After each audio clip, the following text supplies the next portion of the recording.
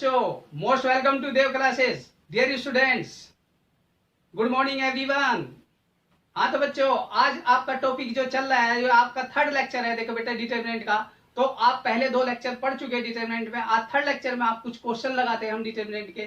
कुछ important question होते हैं जो आपके बोर्ड में परेशान करते हैं। कॉम्पिटिशन में भी ये क्वेश्चन एजीटीजी होते हैं। बोर्ड का क्वेश्चन है, लेकिन बोर्ड में थोड़ा सा आपको ज्यादा डिटेल में लिखना पड़ता है। कॉम्पिटिशन वाला बच्चा थोड़ा आइडिया भी लगा लेता है, तो इसलिए आपको ध्यान रखना है। तो नेक्स्ट जो मैं आपको यहाँ पर एक एग्जाम्पल के थ्रू कुछ क्वेश्चन देखो यहाँ पर, जैसे हमारे पास डिटरमिनेंट में होते कैसे किए जाते हैं, थोड़ा आज इसे और क्लियर कर लेते हैं। तो यहाँ पर जैसे बेटा ये डिटरमिनेंट गिवन है, इसका आंसर मुझे ये चाहिए।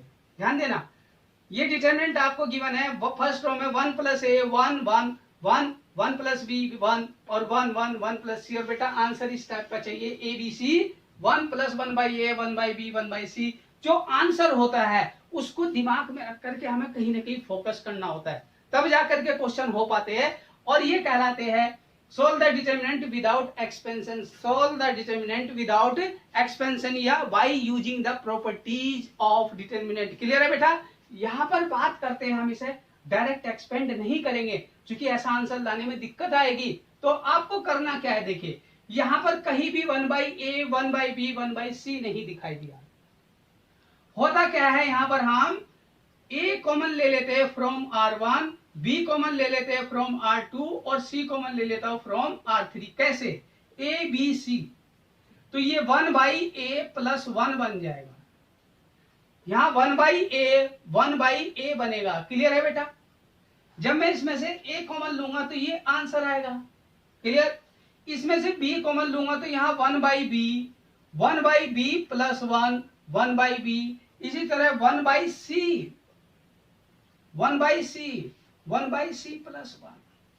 कहीं ना कहीं कुछ मिल रहा है, तो आपको ध्यान रखना है कहां से आया भाई, इसको ध्यान देना है। ये वैल्यू आएगी कैसे, उसके लिए अब मेरे पास एक बहुत बढ़िया रास्ता है। यहां पर आंसर देखो, आपको क्वेश्चन ये यहां पर आके सोचना पड़ेगा कि मुझे अब आगे क्या करना चाहिए। देखिए हुआ क्या, ये और कॉम्प्लिकेटेड लगने लगा, लेकिन एडवांटेज यहीं से आना है। अगर मैं इसमें अप्लाई कर देता हूं बेटा R1 के साथ R1 + R2 और प्लस R3, तीनों रो इकट्ठे कर देता हूं, तो ये a b c डिटरमिनेंट में 1 + 1/a + 1/b + 1/c 1 + 1/a + 1/b + 1/c, तीनों इकट्ठे हो गए।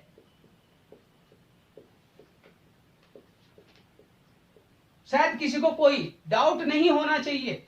सेकंड रो थर्ड रो को मैंने कुछ नहीं कहा था, सिर्फ मैंने R1 को चेंज किया था। क्या किया R1 में? R1 R2 R3 तीनों इकट्ठे कर दिए, तो ये रहा as it is 1 + 1/b 1/b 1/c 1/c 1/c + 1, जो भी लिखना चाहे आप। क्लियर है? इससे हुआ क्या, मैं अब R1 से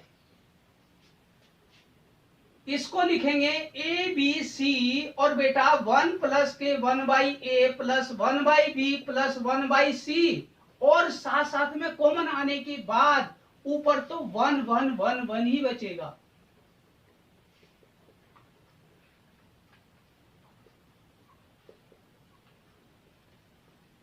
कोई प्रॉब्लम हो तो बताइए किसी को। ऊपर से मैंने क्या किया, R1 से पूरी वैल्यू सेम थी, कॉमन उठा के बाहर ले गया। अगर प्रॉपर्टी आपको या तो मल्टीप्लाई होगा या कॉमन आएगा।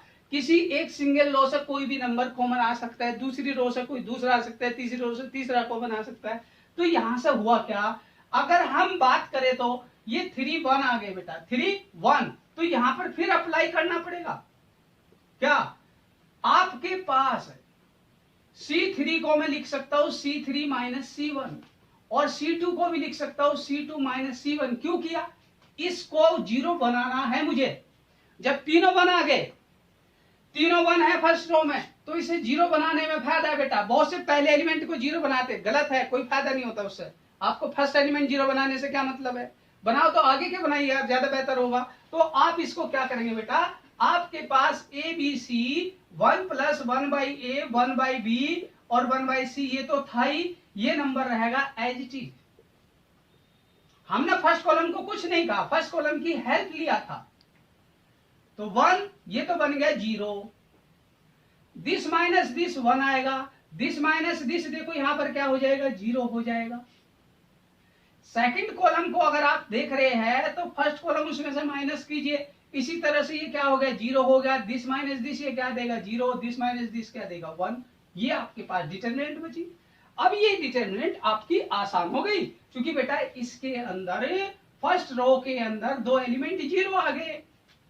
तो आप दिस इंटू दिस ब्रेक करेंगे तो मेरे पास क्या हो गया, देखो ध्यान से देखना, A B C 1 plus 1 by A 1 by B plus 1 by C, और बेटा 1 के साथ 1 0 0 और 1 इतना ही मिला, बाकी तो सब मेरा 0 था, इससे कोई लेना देना नहीं है। तो ये 1 मिला, तो आपका आंसर क्या हो गया,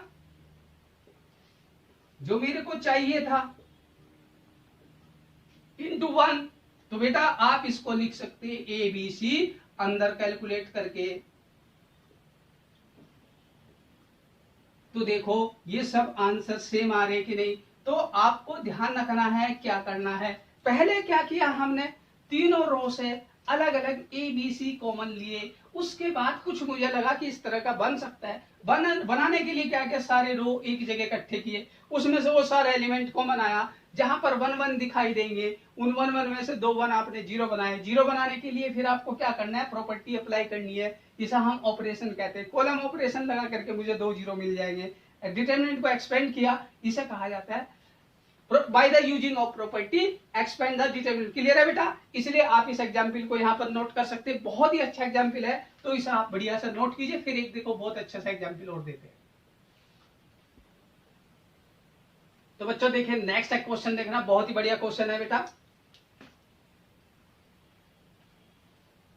ये हमारे पास एक डिटरमिनेंट गिवन है जिसका आंसर होता ये है, लेकिन कॉम्पिटिशन में क्या होता है बेटा, यहाँ पर आपको 3 की जगह n लिख देगा, यहाँ पर कहीं लैम्बडा लगा देगा, कुछ भी लगा देगा, तो आपसे पूछेगा what is the value of n, या यहाँ पर लैम्बडा की वैल्यू क्या है।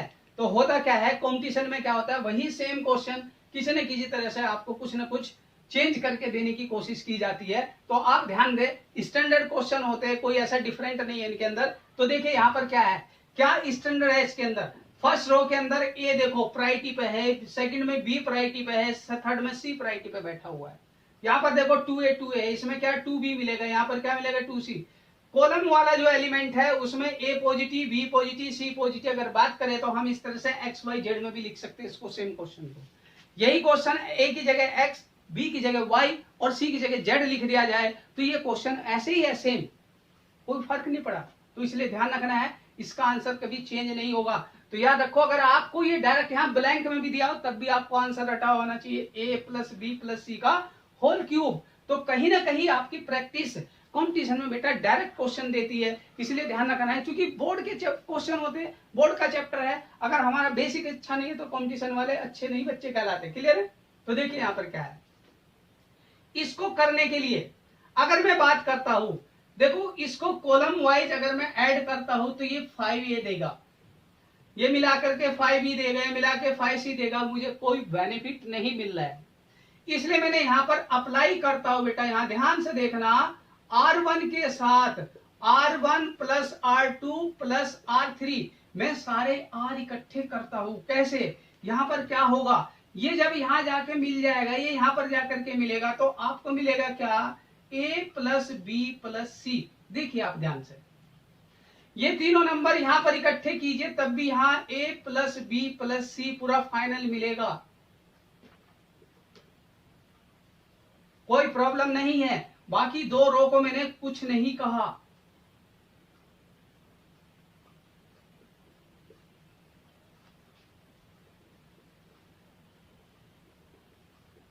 कोई प्रॉब्लम बेटा।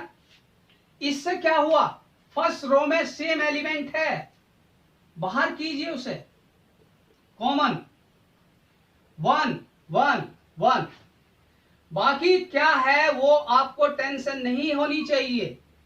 होता क्या है, अगर मेरे पास किसी भी रो के अंदर किसी भी कॉलम के अंदर सारे एलिमेंट 1 आ जाए तो आपको एक ही लॉजिक याद रखना है, एलिमेंट्री ऑपरेशन।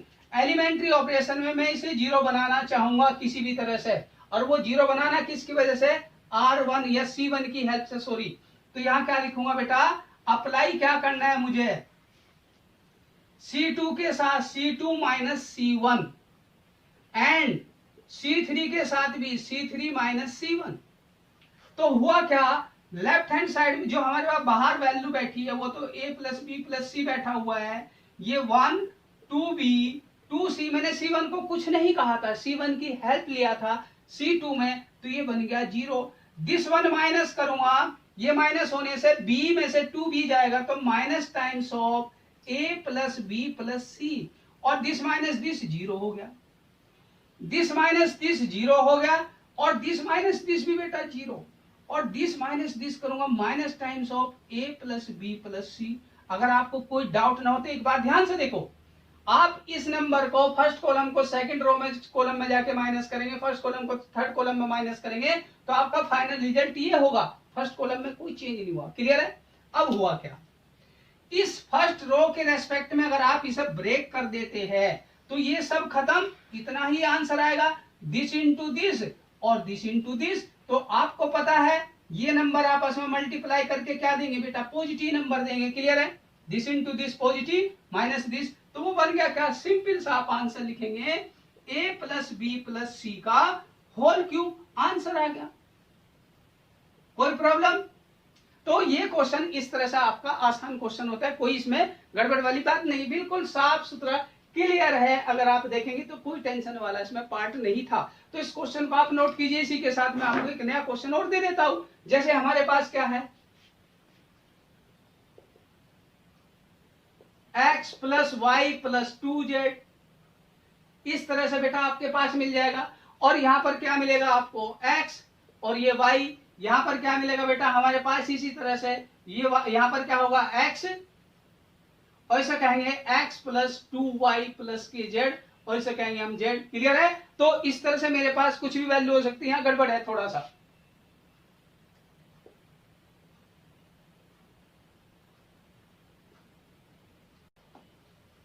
तो देखिए बच्चों, यहां पर जो नेक्स्ट एग्जाम्पल है इसमें क्या है, आपको x plus Y plus 2z, x y, यहां पर z है, यहां पर 2x है, y प्लस z, और यहाँ y, इसी तरह z है, यहाँ पर x है, यहाँ पर x plus 2y plus z। Similarity बताता हूं। पहली बार, फर्स्ट रो में आपको यहाँ 2z मिला, सेकंड रो y का होना चाहिए था, वहां 2x मिला, थर्ड रो आपका z का होना चाहिए था, वहां 2y मिला। अगर यहाँ 2z 2x 2y कुछ भी है, बाकी एक एक सिंगल है। इसके साथ क्या मिलेगा xy, इसके साथ क्या मिलेगा yz, इसके साथ क्या मिलेगा आपको देखो xz। क्लियर है? तो आपको इस तरह से इसका आंसर दिया हुआ है। अगर ये कहीं ना कहीं यहाँ पर इस तरह से लिख दिया lambda times of x plus Y plus z की पावर n, तो याद रखना है, अगर ये क्वेश्चन आप रट सकते हैं तो कंपटीशन में काम आ सकता है। क्लियर है?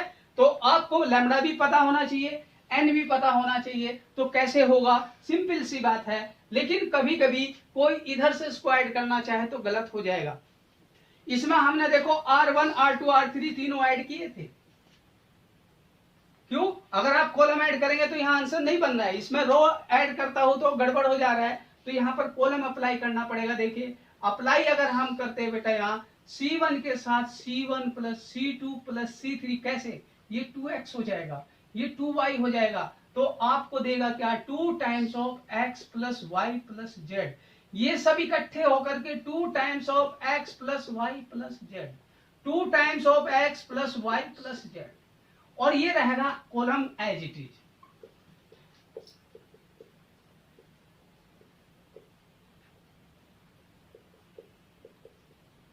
देखिए बेटा हुआ क्या, फर्स्ट कॉलम आपका as it is same element का था, तो 2 times of x plus Y plus z आप पूरा कॉमन लीजिए, यहाँ 1 1 बचेगा। क्लियर है? जब मेरे पास तीनों एलिमेंट 1 1 बचेंगे तो ये मेरे पास क्या है,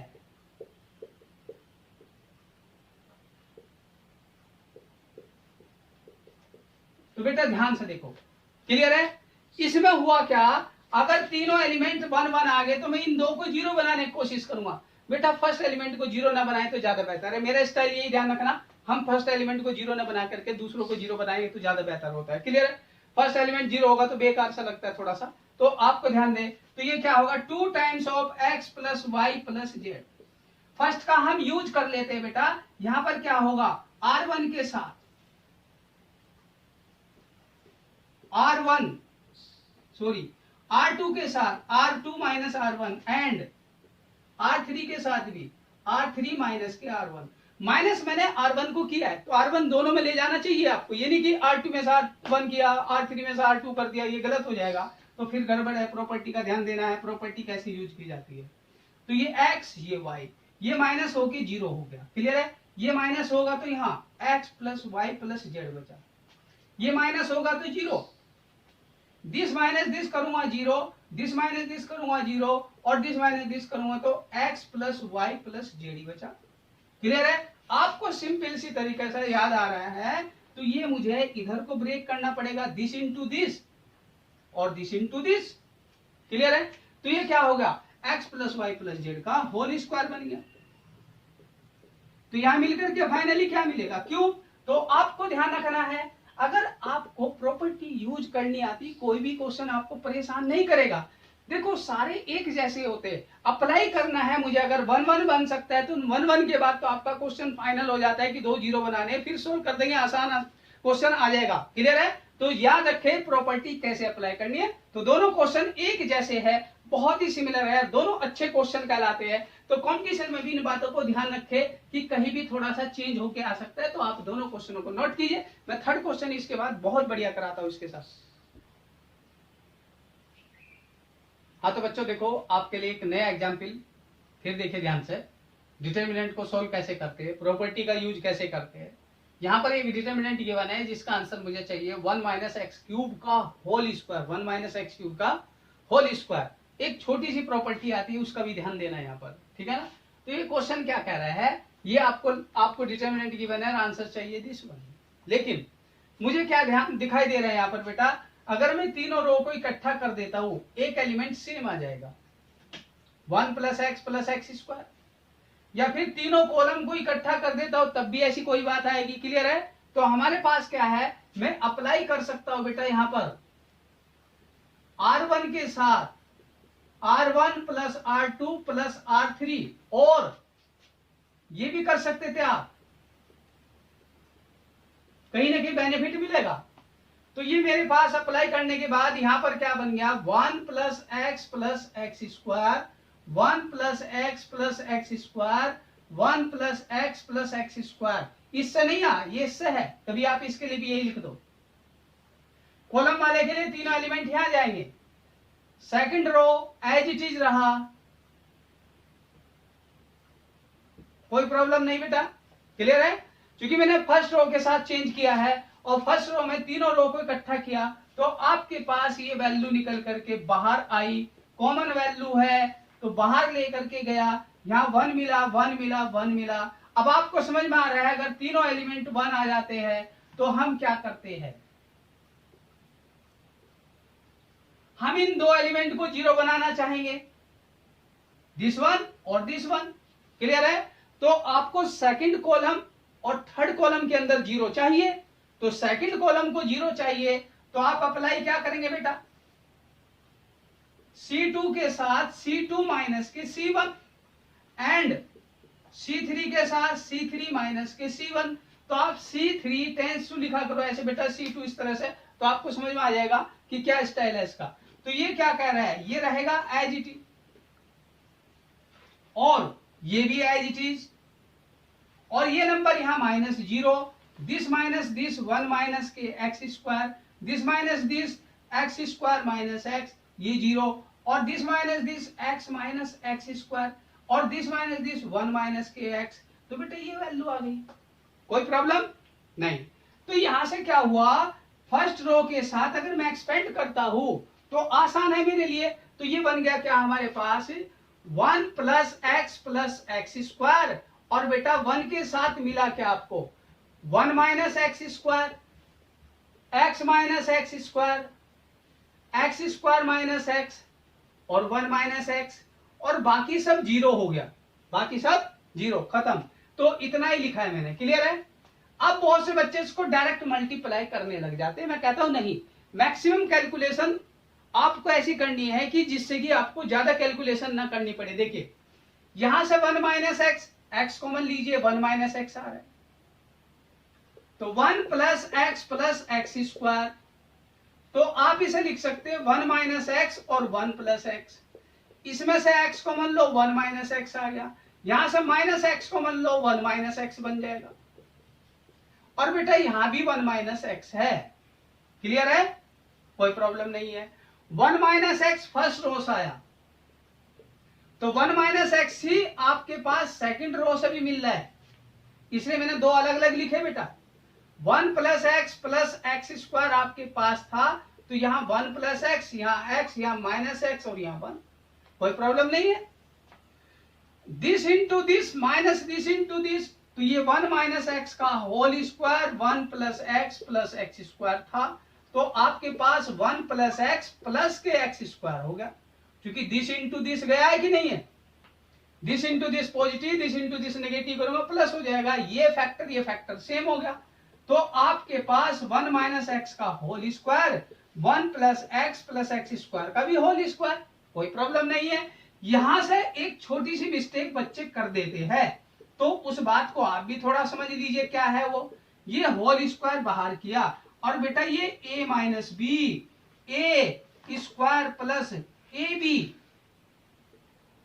और प्लस के बी स्क्वायर बैठा हुआ है, अगर आपको दिखाई दे रहा हो।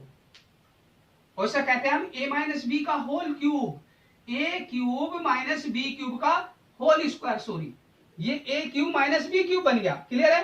तो आप इसे क्या लिखेंगे, 1 क्यूब माइनस के एक्स क्यूब का होल स्क्वायर, जो आपका आंसर था।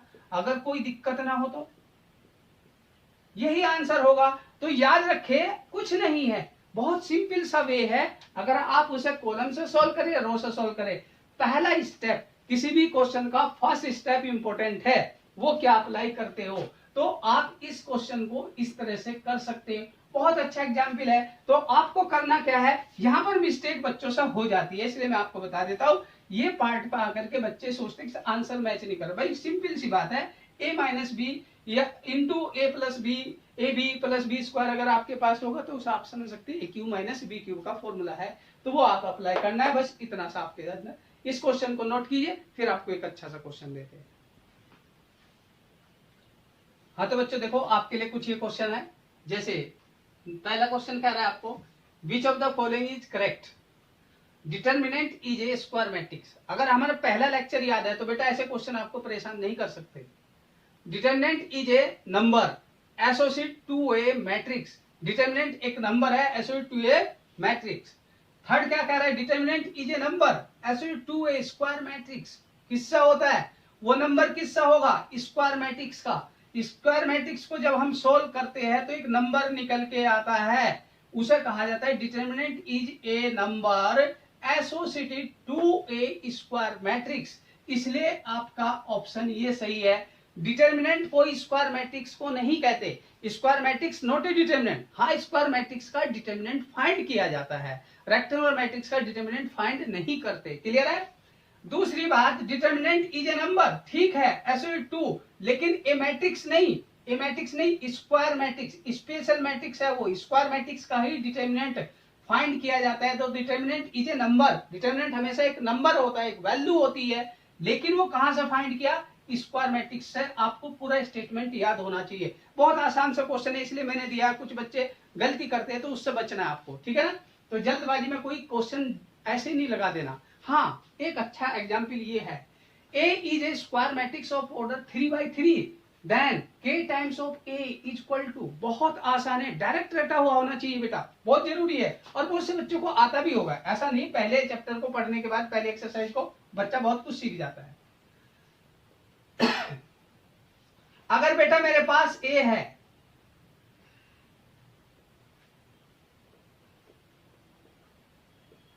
ये मैट्रिक्स है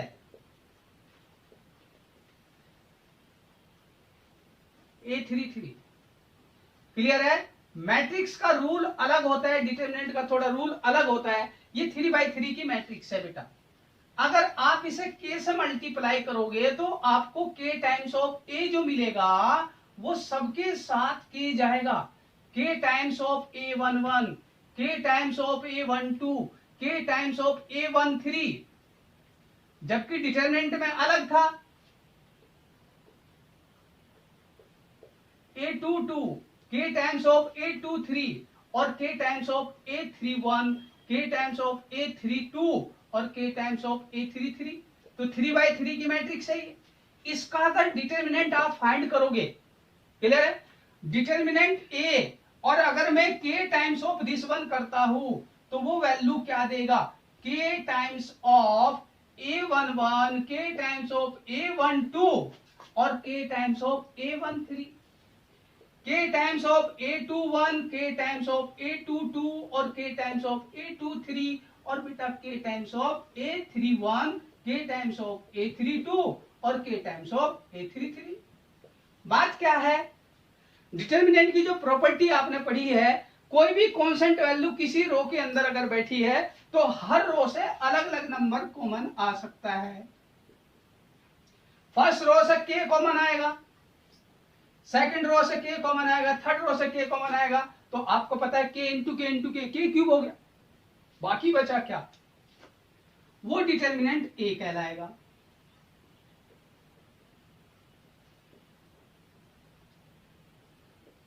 क्लियर है, तो इसलिए बेटा मैंने इसको करके दिखाया है, क्योंकि होता क्या है कि हम बेसिक क्वेश्चनों को छोड़ देते हैं तो बच्चे क्या है कभी कभी मिस्टेक कर देते हैं। ऐसी मिस्टेक ना करे तो बेहतर है। तो k cube of mod a बच गया, तो इसे कहा जाएगा k times of a। Clear है, अगर मैं यहां पर देखो बेटा 2 टाइम्स ऑफ a दे देता तो 2 cube into mod a, that means 8a। Clear है, अगर यहां पर मैं दे देता हूं 3 टाइम्स ऑफ a तो हम लिखेंगे 3 cube into mod of a, जिसे हम कहेंगे 27a।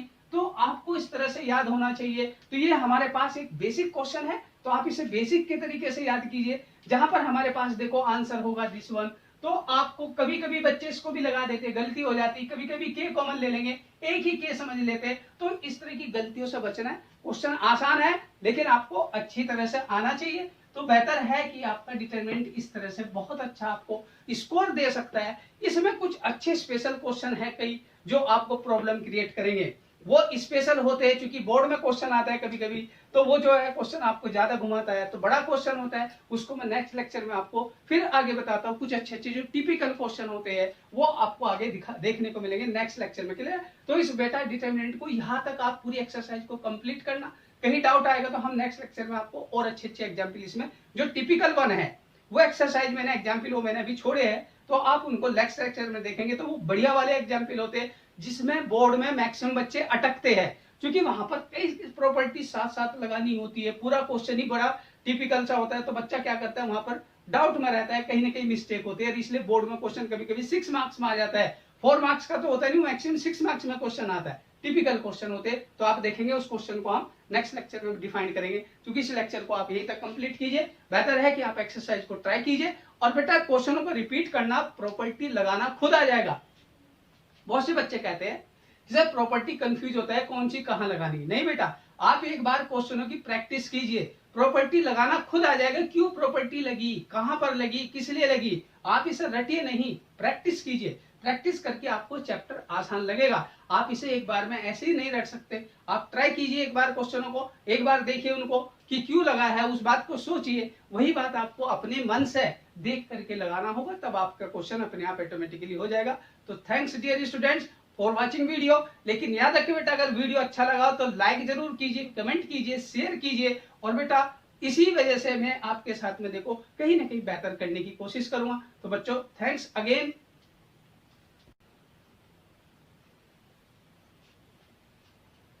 ये क्वेश्चन इसलिए जो है ना काफी इंपॉर्टेंट क्वेश्चन कहलाते हैं। इन क्वेश्चनों को बेटा अच्छे बेसिक बना लेना, बहुत बढ़िया क्वेश्चन कहलाते हैं। इसमें भी एक छोटी सी मिस्टेक कहीं ना कहीं बच्चा कर देता है, इसलिए ध्यान रखना है ऐसे क्वेश्चनों को एक स्ट्रॉन्ग स्टेप के अकॉर्डिंग, स्ट्रॉन्ग कॉन्सेप्ट आपके बेसिक स्ट्रॉन्ग होने चाहिए। ऐसे क्वेश्चनों को कभी नहीं मिस करना चाहिए। छोटे छोटे क्वेश्चन एक एक नंबर में क्वेश्चन आ जाता है, गलती हो जाती है, ये क्वेश्चन ऑब्जेक्टिव में 1 नंबर में आ जाता है, आपका मिस्टेक हो जाती है। क्वेश्चन कहीं ना कहीं बोर्ड में ऐसे क्वेश्चन बैठे होते हैं तो आप डायरेक्ट लगा सकते हैं, कॉम्पिटिशन में भी कहीं बैठा होगा तो डायरेक्ट लगा सकते हैं। तो आप ध्यान रखें ऐसे क्वेश्चनों को कभी मिस नहीं करना चाहिए, क्योंकि बहुत आसान क्वेश्चन होते हैं। हाँ, आपने मैट्रिक्स और डिटर्मिनेंट का दोनों का कॉन्सेप्ट कहीं ना कहीं एक दूसरे को कंफ्यूज करता है। मैट्रिक्स के कुछ रूल्स है, डिटर्मिनेंट के कुछ रूल है, दोनों को ध्यान से देखें कि इसमें कहां पर क्या डिफरेंस है। मैट्रिक्स में कोई भी नंबर मल्टीप्लाई होगा तो सभी एलिमेंट को करता है, कॉमन भी आएगा तो सभी से कॉमन आएगा। डिटर्मिनेंट में ऐसा नहीं, मल्टीप्लाई करेगा तो किसी एक रो को या किसी एक कॉलम को, कॉमन आएगा तो किसी एक रो से या किसी एक कॉलम से। तो इसलिए आपका वहां पर ये थोड़ा सा मिस्टेक होने के चांसेस रहते हैं। इस प्रॉपर्टी को हमेशा अप्लाई करना है, क्वेश्चनों को ध्यान से पढ़ना है। तो मैट्रिक्स और डिटर्मिनेंट किस तरह से रूल फॉलो करते हैं, रूल इंपॉर्टेंट है। मैट्रिक्स के और डिटर्मिनेंट के रूल अगर याद हो जाए, चैप्टर मुझे लगता है सबसे इजी, सबसे मैथमेटिक्स में इजी स्कोरिंग चैप्टर कहलाते हैं। बहुत अच्छे चैप्टर, बोर्ड में बेटा बहुत अच्छा स्कोर देता है। ये दोनों चैप्टर बहुत अच्छे तैयार होने चाहिए। तो देखो बच्चों, इसलिए इस चैप्टर को ध्यान से पढ़ना। आगे से मैं एक्सरसाइज और भी अच्छी अच्छी है देखेंगे, अच्छे अच्छे क्वेश्चन आएंगे, ठीक है ना बेटा। तो आप इसको तैयार कीजिए।